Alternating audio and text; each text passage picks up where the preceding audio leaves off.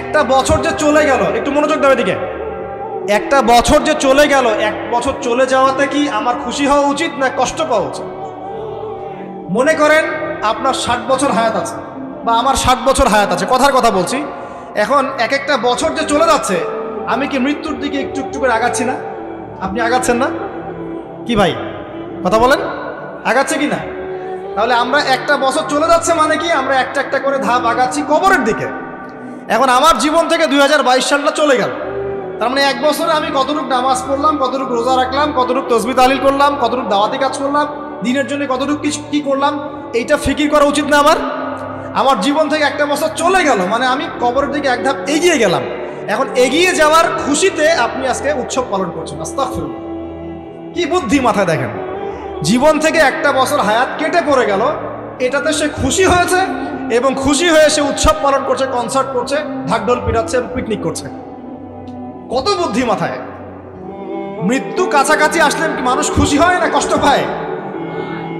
মৃত্যু কাছাকাছি আসলে মানুষ কি খুশি হবে নাকি আরো চিন্তা করবে, হায় আফসোস, এক বছর যদি আরো ভালো কাজ করতে পারতাম আরো ভালো হতো? কোনটা বলেন? আফসোস হবে না?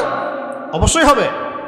হ্যাঁ, তার মানে এখন আপনি যদি কিছু করতেই চান, এই 31st নাইটে যদি আপনি কিছু করতেই চান, তাহলে আমি বলবো, আমার পরামর্শ, সুন্দর করে ওযু করে আইসে আপনাকে জায়নামাজে দাঁড়াতে হবে। দাঁড়ায় 2 রাকাত নামাজ পড়ে চিন্তা করবেন, আল্লাহ এক বছর যে চলে গেল, আমি এই গত বছরে কি করলাম, দিনের জন্য কি করলাম, দুনিয়ার জন্য কি করলাম, পরিবারের জন্য কি করলাম, কতটুকু জ্ঞান অর্জন করলাম, কয়টা কোরআনের আয়াত শিখেছি এক বছরে, কয়টা হাদিস শিখলাম, কয় ওয়াক্ত নামাজ ঠিক মতো পড়লাম, রমজানের সম রেখেছিলাম কিনা, দান সৎকা করেছিলাম কিনা, সৎ কাজে আদেশ করেছিলাম কিনা, অসৎ কাজে নিষেধ করেছিলাম কিনা, এই ফিকির করতে পারেন আপনি বসে বসে। যদি করতেই হয় কিছু, তাহলে এটা করতে হবে, অন্য কিছু করার সুযোগ আছে?